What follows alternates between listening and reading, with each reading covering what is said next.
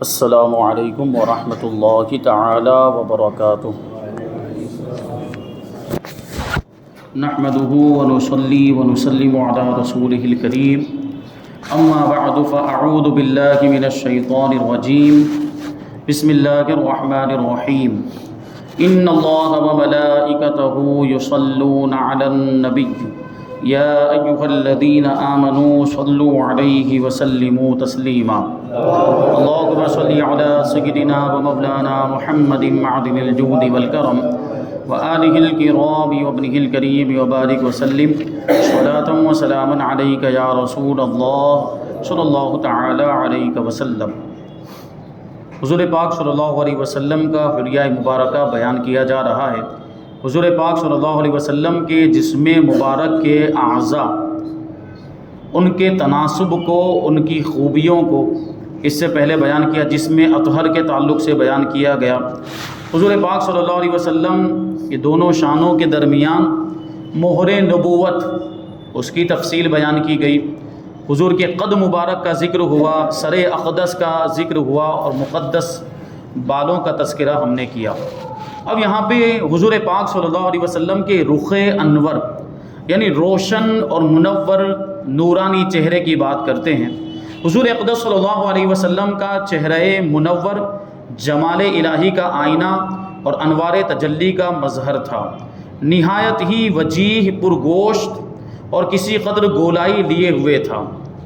حضرت جابر ابن سمرہ رضی اللہ تعالی عنہ کا بیان ہے کہ میں نے رسول پاک صلی اللہ علیہ وسلم کو ایک مرتبہ چاندنی رات میں دیکھا۔ میں ایک مرتبہ چاند کی طرف دیکھتا اور ایک مرتبہ آپ کے چہرہ انور کو دیکھتا تو مجھے آپ کا چہرہ چاند سے بھی زیادہ خوبصورت نظر آتا تھا۔ یہ ایسا حسین و جمیل حضور پاک صلی اللہ علیہ وسلم کا چہرہ تھا کہ چاند بھی حضور پاک صلی اللہ علیہ وسلم کے چہرے کے سامنے ماند نظر آتا تھا، چاند کی چاندنی بھی پھیکی پڑ جاتی تھی۔ حضور پاک صلی اللہ علیہ وسلم کے چہرے مبارک میں جو ابرو مبارک، جس کو ہم لوگ بھاؤں کہتے ہیں، جو آنکھوں کے اوپر یہ بال جو اگے ہوئے رہتے ہیں، یہ بھی کس قدر خوبصورت تھے، اور اس طریقے سے اللہ تبارک و تعالیٰ نے حضور پاک صلی اللہ علیہ وسلم کے ابرو مبارک کو حسن عطا فرمایا تھا کہ فرماتے ہیں آپ کی بھویں دراز اور باریک اور گھنے بالوں والی تھی، اور دونوں بھویں اس قدر متصل تھی، یعنی ملی ہوئی تھی، یہ آپس میں یہاں سے اس طرح ملی ہوئی تھی کہ دور سے دونوں دیکھنے پر ملی ہوئی معلوم ہوتی تھی، اور ان دونوں بھوؤں کے درمیان ایک رگ تھی جو غصے کے وقت ابھر جاتی تھی۔ اعلیٰ حضرت رضی اللہ تعالیٰ عنہ ابرو مبارک کی تعریف میں یوں عرض کرتے ہیں کہ جن کے سجدے کو محراب کعبہ جھکی، ان بھووں کی لطافت پہ لاکھوں سلام۔ یعنی محراب کعبہ، حضور پاک صلی اللہ علیہ وسلم کی بھووں کو سجدہ کیا کرتی، کعبے کی محراب، یہ حضور پاک صلی اللہ علیہ وسلم کی بھووں کا یہ اعجاز ہے۔ اور چونکہ دیکھیں محراب یہ گول ہوا کرتی ہے، محراب ہم دیکھتے ہیں جیسے یہاں مسجد کی جو محراب بنی، یہاں سے یہ گول بنی ہوئی ہے، اور یہ بھووں کا اور ابرو کا بھی انداز یہاں سے یہ مڑی ہوئی ہوتی ہے محراب کی طرف، تو اس وجہ سے ان کو محراب سے بھی تعبیر کیا، تشبیہ دی۔ اور حضرت محسن کاکوروی علیہ رحمہ نے چہرہ انور میں محراب ابرو کے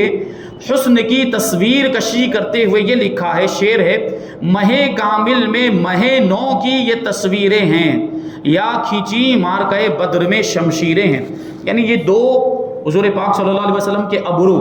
ایک ادھر ایک ادھر، شاعر کہتے ہیں کہ مہ کامل میں، مہ کامل یعنی مکمل چاند، کہ حضور پاک صلی اللہ علیہ وسلم کا جو چہرہ مبارک گویا کہ یہ مکمل چاند ہے، 14ویں رات کا چاند جو مکمل ہوتا ہے، اس میں کچھ بھی کمی نہیں ہوتی، وہ ایک دم کامل مکمل ہو جاتا ہے۔ تو فرماتے ہیں کہ مہ کامل میں یعنی حضور پاک صلی اللہ علیہ وسلم کے چہرہ مبارک میں مہ نو کی یہ تصویریں ہیں، یعنی نیا چاند جو ہوتا ہے، مہینے کا پہلا چاند، وہ کیسا باریک ہوتا ہے۔ جب پہلا چاند ہم دیکھتے ہیں کسی بھی مہینے کا تو وہ بالکل باریک ہوتا ہے، ناخون کا جو تراشا ہو تو وہ کیسا ہوتا ہے، بالکل اس کی طرح سے وہ چاند ہوتا ہے۔ تو حضور پاک صلی اللہ علیہ وسلم کی ابرو جو ہیں، یہ ایک مہ کامل جو چہرہ مبارک، اس میں یہ نئے چاند کی طرح دو ابرو ہیں۔ چاند کا کنارہ کیسا ہوتا ہے، چاند جو باریک ہوتا ہے، تو یہ کس طرح، حضور پاک صلی اللہ علیہ وسلم کی ابرو بالکل اسی طریقے سے۔ یا کھچی مارکہ بدر میں شمشیریں ہیں، یعنی جنگ بدر جو ہوئی تو وہاں پر جو تلواریں چلی گویا کہ تلواروں کی طرح میدان بدر کے اندر تلواروں کی طرح چمکتی ہوئی حضور پاک صلی اللہ علیہ وسلم کی یہ ابرو مبارک، یہ بھاؤں مبارک، کیونکہ تلوار کو آپ دیکھیں گے تو تلوار بھی تھوڑی سی مڑی ہوئی ہوتی ہے، آگے سے جو ہے کہ وہ تلوار مڑی ہوئی ہوتی ہے، تو تلواروں سے بھی تشبیہ دے رہے ہیں شاعر، یعنی جس انداز میں حضور پاک صلی اللہ علیہ وسلم کی ابرو کی تعریف کی جائے یہ تمام اعتبار سے خوبیوں کی حامل نظر آتی ہے۔ اب حضور پاک صلی اللہ علیہ وسلم کی نورانی آنکھوں کا تذکرہ کرتے ہیں، فرماتے ہیں آپ کی چشمان مبارک، چشم مطلب آنکھ، یہ بڑی بڑی تھی آنکھیں، کیونکہ جو بڑی آنکھیں ہوتی ہیں وہ خوبصورت مانی جاتی ہیں، اور قدرتی طور پر سرمگی تھی، یعنی حضور پاک ویسے تو سرما لگاتے تھے لیکن اگر کبھی سرما نہ بھی لگائیں تب بھی ایسا لگتا تھا کہ حضور نے سرما لگایا ہوا ہے۔ سرمگی یعنی سرما لگی ہوئی آنکھیں قدرتی طور پر، اور پلکیں جو تھی یہ آنکھوں کی پلکیں یہ گھنی اور دراز تھی، لمبی تھی۔ پتلی کی سیاہی خوب سیاہ، یعنی جو آنکھوں میں جو گول حصہ ہوتا ہے جس کو پتلی کہا جاتا ہے، آنکھ کی پتلی یہ بہت زیادہ کالی تھی حضور پاک صلی اللہ علیہ وسلم کی، اور آنکھ کی سفیدی خوب سفید تھی، یعنی پتلی بہت کالی اور اس کے آس پاس کا جو سفید حصہ ہوتا ہے وہ بہت زیادہ سفید۔ بعض اوقات بیماریوں کی وجہ سے، کمزوریوں کی وجہ سے جو سفید حصہ ہوتا ہے وہ پیلا پڑ جاتا ہے، یا جو ہے کہ بالکل صاف نہیں رہ جاتا، اس میں گدلا پن بھی آ جاتا ہے، لیکن حضور پاک صلی اللہ علیہ وسلم کی آنکھوں میں جو سفید حصہ وہ بہت زیادہ سفید اور صاف تھا، جن میں باریک باریک سرخ ڈورے تھے۔ آپ کی مقدس آنکھوں کا یہ اعجاز ہے کہ آپ بیک وقت آگے پیچھے دائیں بائیں اوپر نیچے دن رات اندھیرے اجالے میں یکساں دیکھا کرتے تھے، یعنی حضور پاک صلی اللہ علیہ وسلم جیسے آگے دیکھتے ویسے ہی پیچھے بھی ملاحظہ فرما لیا کرتے تھے، اندھیرے میں حضور پاک صلی اللہ علیہ وسلم ویسے ہی چیزوں کو ملاحظہ فرما لیا کرتے جیسے اجالے میں دیکھا کرتے۔ ام المؤمنین حضرت عائشہ صدیقہ رضی اللہ تعالی عنہا فرماتی ہیں کہ یرا فی الظلماء کما یرا فی الضوء، کہ حضور پاک صلی اللہ علیہ وسلم اندھیرے میں بھی ویسے ہی دیکھ لیا کرتے جیسے اجالے میں دیکھا کرتے، جبکہ ماہرین کا کہنا، سائنسدانوں کا کہنا ہے کہ کسی بھی چیز کے نظر آنے کے لیے روشنی ہونی ضروری ہے، اجالا ہو تبھی کوئی بھی چیز نظر آتی ہے، اندھیرے میں کوئی بھی چیز نظر نہیں آتی، یہ ان کا قانون ہے، لیکن یہ حضور پاک صلی اللہ علیہ وسلم کی آنکھوں کا معجزہ کہ اندھیرے میں بھی چیزوں کو ملاحظہ فرما دیا کرتے۔ اور پھر یہ بھی ایک جو ہے کہ ان کا قاعدہ اور ان کا اصول ہے کہ کسی بھی چیز کو دیکھنے کے لیے اس چیز کا آنکھوں کے سامنے ہونا ضروری ہے، لیکن حضور پاک صلی اللہ علیہ وسلم آنکھوں کے سامنے کی چیزوں کو تو دیکھتے تھے، پیٹھ کے پیچھے کی چیزوں کو بھی ملاحظہ فرما دیا کرتے تھے۔ چنانچہ بخاری اور مسلم کی روایت میں آیا ہے کہ اقیم الرکوع والسجود فواللہ انی لاراکم من بعدی، حضور پاک صلی اللہ علیہ وسلم نے ایک دن نماز سے فارغ ہونے کے بعد صحابہ کرام کو مخاطب کرتے ہوئے ارشاد فرمایا، اے لوگو تم رکوع اور سجود کو درست طریقے سے ادا کرو، کیونکہ خدا کی قسم میں تم لوگوں کو اپنے پیچھے سے بھی ملاحظہ فرماتا ہوں کہ امام جب کھڑا ہوتا ہے نماز پڑھانے کے لیے تو اس کا چہرہ کدھر ہوتا ہے؟ محراب کی طرف، دیوار قبلہ کی طرف اس کا چہرہ ہوتا ہے۔ اگر میں یہاں پر کھڑا ہوں اور آپ لوگ میرے پیچھے نماز پڑھ رہے ہوں تو مجھے آپ کا رکوع نظر آئے گا؟ آپ کا سجدہ نظر آئے گا؟ نہیں نظر آئے گا۔ لیکن یہ حضور پاک صلی اللہ علیہ وسلم کی شان ہے کہ چہرہ دیوار قبلہ کی طرف ہے، لیکن اس کے باوجود اپنی پیٹھ کے پیچھے صحابہ کرام رکوع کیسے کر رہے ہیں، سجدہ کیسے کر رہے ہیں وہ بھی ملاحظہ فرماتے ہیں، اور نماز سے فارغ ہونے کے بعد اصلاح بھی کر رہے ہیں کہ رکوع کو درست کرو، سجدوں کو درست کرو۔ تو دیکھیں یہ بات، یہ شان حضور پاک کی۔ صاحب مرقات نے اس حدیث کی شرح میں فرمایا کہ وہی من الخوارق التي اعطیها صلی اللہ علیہ وسلم، یعنی یہ بات آپ کے معجزات میں سے جو آپ کو عطا کیے گئے ہیں۔ پھر آپ کی آنکھوں کا دیکھنا محسوسات ہی تک محدود نہیں تھا، بلکہ آپ غیر مرئی اور غیر محسوس چیزوں کو بھی جو آنکھوں سے دیکھنے کے لائق ہی نہیں ہیں ایسی چیزوں کو بھی حضور دیکھ لیا کرتے تھے۔ ایک چیز تو وہ ہوتی ہے جو ہم اپنی آنکھوں سے دیکھتے ہیں، اور جو محسوس کرنے کے جو قوتیں اللہ تعالیٰ نے ہمیں عطا فرمائی ہے، جن کو سکس سینس کہا جاتا ہے، جن کو حواس خمسہ کہا جاتا ہے عربی کے اندر، جیسے دیکھنا یہ ایک سینس ہے، یہ ایک حس ہے، اور بولنا، یہ چھونا، سننا وغیرہ، یہ جو چیزیں ہیں یہ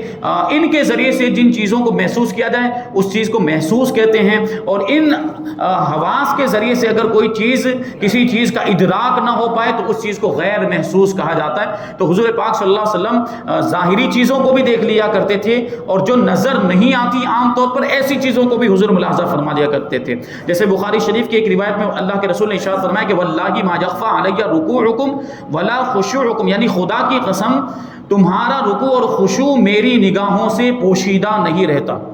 ابھی دیکھیں رکوع کی بات تو پہلے بھی آ گئی، سجدے کی بات تو پہلے بھی آ گئی، اور رکوع اور سجود یہ ایسی چیز ہے جو ہم آنکھوں سے دیکھ سکتے ہیں، نظر آ سکتی، یعنی کوئی شخص ہمارے سامنے نماز پڑھ رہا ہو، وہ رکوع کرے، وہ سجدہ کرے، تو ہمیں نظر آئے گا کہ اب یہ رکوع میں گیا، اب یہ سجدے میں گیا، ہم دیکھ سکتے ہیں اگر ہماری نگاہیں اس کی طرف۔ لیکن حضور پاک صلی اللہ علیہ وسلم صرف رکوع کو ہی نہیں بلکہ نمازیوں کے خشوع کو بھی ملاحظہ فرماتے ہیں۔ کیا ارشاد فرماتے ہیں؟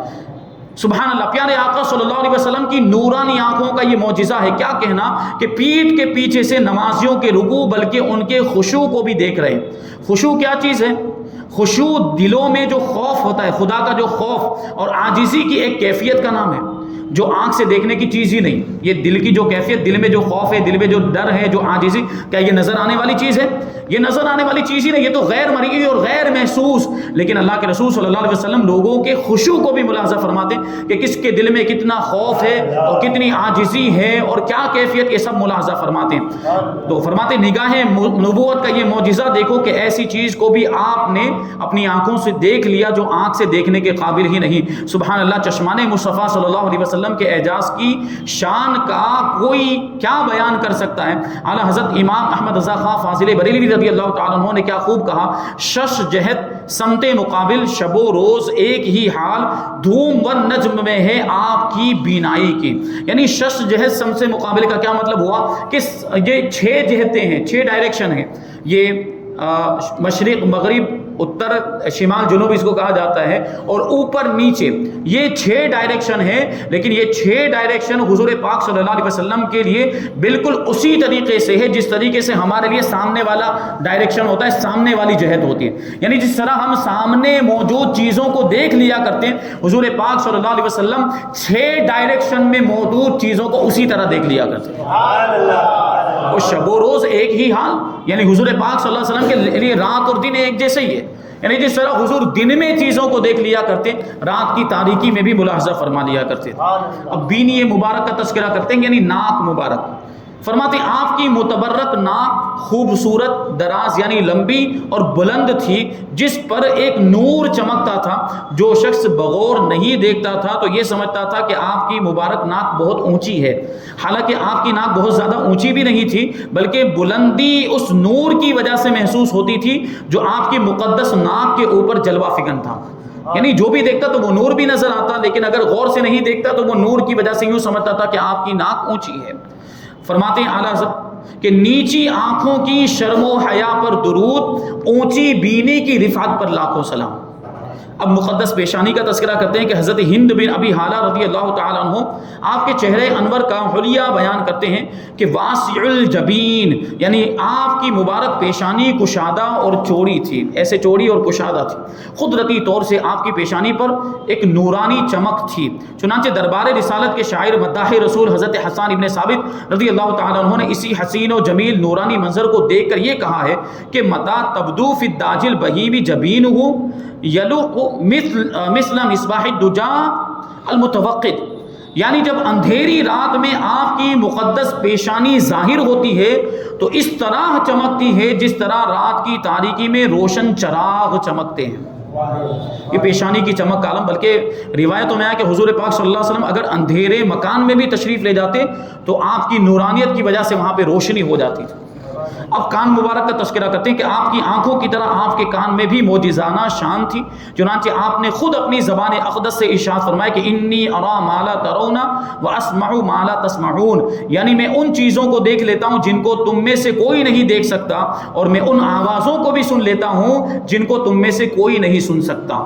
اس حدیث سے ثابت ہوتا ہے کہ آپ کے سماع بصر کی قوت یعنی دیکھنے اور سننے کی قوت بے مثل ہے اور معجزانہ شان رکھتی ہے، کیونکہ آپ دور دراز کی اور نزدیک کی آوازوں کو یکساں طور پر سن لیا کرتے تھے۔ چنانچہ آپ کی حلیف بنی خزاعہ نے، یعنی یہ قبیلہ مکہ مکرمہ میں رہتا تھا، اور اس قبیلے کے لوگوں نے مسلمانوں سے حضور پاک صلی اللہ علیہ وسلم سے معاہدہ کیا تھا، صلح کر لی تھی، اور ایگریمنٹ ہوا تھا کہ جنگ ہو یا صلح ہو ہر موقع پر وہ مسلمانوں کے ساتھ رہیں گے اور مسلمان ان کا ساتھ دیں گے۔ تو بنی خزاعہ، جیسا کہ فتح مکہ کے بیان میں اس سے پہلے یہ واقعہ آ چکا ہے، 3 دن کی مسافت سے آپ کو اپنی مدد اور نصرت کے لیے انہوں نے مکہ سے پکارا تھا حضور کو. یہ حضور پاک صلی اللہ علیہ وسلم مدینہ میں موجود تھے اور بنی خزاعہ کے لوگ مکہ مکرمہ میں تھے, تو کفار نے ان پر ظلم و ستم کرنا شروع کر دیا, ان کو ستانا شروع کر دیا. تو وہیں سے بنی خزاعہ کے لوگوں نے حضور کو آواز دی اور پکارا. مکہ مکرمہ اور مدینہ منورہ میں کتنا فاصلہ ہے؟ تقریباً 400 کلومیٹر سے بھی زیادہ کا فاصلہ ہے. حضور پاک صلی اللہ علیہ وسلم نے مدینہ منورہ میں رہتے ہوئے بنی خزاعہ کی فریاد کو سن لیا اور پھر جواب بھی ارشاد فرمایا تھا. آپ نے ان کی فریاد سن لی. علامہ زرقانی نے اس حدیث کی شرح میں فرمایا کہ لا بعد فی سماعہ صلی اللہ علیہ وسلم فقد کانا یسمع عقیت السماع, یعنی اگر حضور پاک صلی اللہ علیہ وسلم نے 3 دن کی مسافت سے ایک فریادی کی فریاد کو سن لیا تو یہ کوئی بعید بات نہیں, یعنی یہ کوئی ناممکن بات نہیں, کیونکہ آپ تو زمین پر بیٹھے ہوئے آسمانوں کی چرچراہٹ کی آواز کو بھی سن لیا کرتے تھے, بلکہ عرش کے نیچے چاند کے سجدے میں گرنے کی آواز کو بھی سن لیا کرتے تھے. فرماتے ہیں اعلیٰ حضرت کہ دور و نزدیک کے سننے والے وہ کان لالے کرامت پہ لاکھوں سلام. یہ ہمارا عقیدہ کہ اگر قریب سے حضور کو پکارا جائے تب بھی حضور سماعت فرماتے ہیں, اور دور سے پکارا جائے تب بھی حضور پاک صلی اللہ علیہ وسلم سماعت فرماتے ہیں. اگر روضہ اقدس میں حاضر ہو کر سنہری جالیوں کے سامنے بھی ہم سلام عرض کریں گے تو حضور اس کو بھی سماعت کرتے ہیں. یہاں ہندوستان میں رہتے ہوئے بھی حضور پاک صلی اللہ علیہ وسلم کو پکارا جائے یا رسول اللہ یا حبیب اللہ اگر ہم کہیں تو ہماری پکار کو, ہماری فریاد کو حضور پاک صلی اللہ علیہ وسلم سماعت کرتے ہیں, بلکہ اپنے چاہنے والوں کی فریاد رسی بھی فرماتے ہیں, ان کی حاجتوں کو بھی پورا فرماتے ہیں. اب دہن مبارک کا تذکرہ کرتے ہیں, یعنی منہ مبارک. یہ تو چہرہ ہو گیا, یہ منہ, کبھی منہ تو پورے چہرے کو کہہ دیا جاتا ہے, کبھی منہ دہن کو کہا جاتا ہے, یہ والا حصہ ہوتا ہے. حضرت ہند بن ابی حالہ رضی اللہ تعالیٰ عنہ کا بیان ہے کہ آپ کے رخسار نرم و نازک اور ہموار تھے, یعنی گال مبارک جو تھے نرم و نازک اور ہموار, یعنی اونچے نیچے نہیں تھے. بعض اوقات معاملات ایسے ہوتے ہیں کہ کچھ لوگوں کے گال کچھ حصہ ابھرا ہوا ہوتا ہے, کچھ حصہ جو ہے کہ بالکل پچکا ہوا ہوتا ہے, تو دیکھنے میں اچھا نہیں معلوم ہوتا. لیکن حضور پاک صلی اللہ علیہ وسلم کے رخسار مبارک بالکل ہموار تھے, اور آپ کا منہ فراخ, یہ منہ جو ہے کشادہ تھا, دانت کشادہ تھے اور روشن تھے. جب آپ گفتگو فرماتے تھے تو آپ کے دونوں اگلے دانتوں کے درمیان سے ایک نور نکلتا تھا, اور جب کبھی اندھیرے میں آپ مسکرا دیتے تو دندان مبارک کی چمک سے وہاں پہ روشنی ہو جایا کرتی تھی. آپ کو کبھی بھی جماہی نہیں آئی, جماہی مطلب اباسی, جس کو ہم لوگ گجراتی میں بگاسا کہتے ہیں. حضور پاک صلی اللہ علیہ وسلم کو کبھی بھی جماہی نہیں آئی, اور یہ تمام انبیاء کرام علیہ الصلوۃ والسلام کا خاصہ ہے کہ ان کو کبھی بھی جماہی نہیں آتی تھی, کیونکہ جماہی یہ شیطان کی طرف سے ہوا کرتی ہے, اور حضرات انبیاء کرام علیہ السلام شیطان کے تسلط سے محفوظ اور معصوم ہیں. اللہ تبارک و تعالیٰ شیطان کے مکر و فریب سے انبیاء کرام کو بچا کے رکھتا ہے, کیونکہ انبیاء کرام سے کوئی گناہ ہو ہی نہیں سکتا, وہ گناہوں سے معصوم ہوتے ہیں.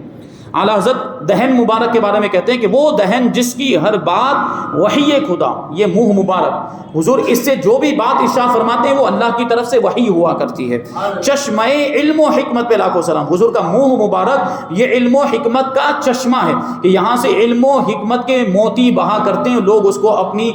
طاقت کے مطابق, اپنی صلاحیت کے مطابق ان موتیوں کو چن لیا کرتے ہیں. اب زبان اقدس کی بات کرتے ہیں کہ آپ کی مقدس زبان وحی الہی کی ترجمان اور سر چشمہ آیات اور مخزن معجزات, اس کی فصاحت و بلاغت اس قدر حد اعجاز کو پہنچی ہوئی کہ بڑے بڑے فصحاء اور بلغاء آپ کے کلام کو سن کر دنگ رہ جاتے تھے. حضور جب کلام فرماتے تھے, بات فرماتے, ایسی فصیح و بلیغ گفتگو ہوتی تھی کہ عرب کے لوگ جن کو اپنی فصاحت و بلاغت پر بڑا ناز تھا, وہ قصیدے لکھتے تھے, وہ شاعری لکھتے تھے, اور ان کو یہ ناز تھا کہ ہمارے جیسی شاعری, ہمارے جیسی فصاحت و بلاغت اور کلام کی مہارت, مختلف انداز میں گفتگو کرنے کا جو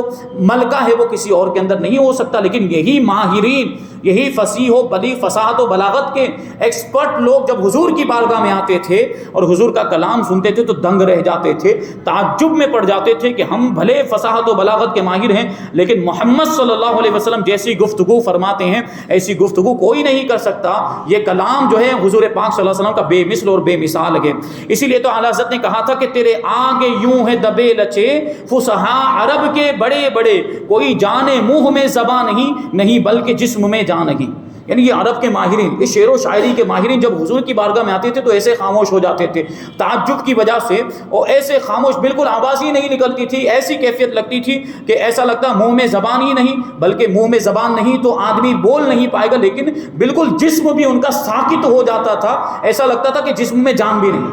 یہ کیفیت. آپ کی مقدس زبان کی حکمرانی اور شان کا یہ اعجاز تھا کہ زبان سے جو بھی فرما دیا وہ ایک آن میں معجزہ بن کے عالم وجود میں آ جاتا، یعنی حضور جیسا ارشاد فرماتے بالکل ویسا ہی ہو جاتا تھا۔ اسی لیے تو اعلیٰ حضرت نے کہا کہ وہ زبان جس کو سب کن کی کنجی کہیں اس کی نافذ حکومت پہ لاکھوں سلام۔ کن مطلب اللہ تبارک و تعالیٰ کی یہ شان ہے کہ اللہ تعالیٰ جس چیز کے تعلق سے ارادہ فرماتا ہے کہ وہ موجود ہو جائے تو اس کو صرف کن فرماتا ہے، ہو جا تو وہ چیز ہو جاتی ہے، وجود میں آ جاتی ہے۔ تو حضور پاک صلی اللہ علیہ وسلم کی زبان کو کن کی کنجی کہا گیا، یعنی اللہ تبارک و تعالیٰ نے اپنی قدرت سے حضور پاک صلی اللہ علیہ وسلم کو بھی یہ اختیار عطا فرمائے، آپ کی زبان مبارک کو یہ شان عطا فرمائی کہ حضور بھی اپنی زبان سے جو ارشاد فرماتے ہیں اللہ تبارک و تعالیٰ ویسا ہی فرما دیا کرتا ہے۔ تو بہت سارے واقعات ہیں، اب انشاءاللہ تبارک و تعالیٰ آگے دعاب دہن کا تذکرہ ہوگا، یعنی حضور کے مبارک تھوک کے بارے میں بیان کریں گے، نورانی گردن، آپ کی آواز مبارک، حضور پاک صلی اللہ علیہ وسلم کے دست مبارک کا انشاءاللہ تبارک و تعالیٰ تذکرہ آئندہ درس میں ہم سماعت کریں گے۔ اللہ تبارک و تعالیٰ کی بارگاہ میں دعا ہے کہ جو کچھ بھی بیان ہوا اس پر ہم سب کو عمل کرنے کی توفیق عطا فرمائے، حضور پاک صلی اللہ علیہ وسلم کی محبت کا چراغ ہم سب کے دلوں میں روشن فرمائے اور اسی کو ہمارے لیے ذریعہ نجات بنائے۔ وما علینا الا البلاغ۔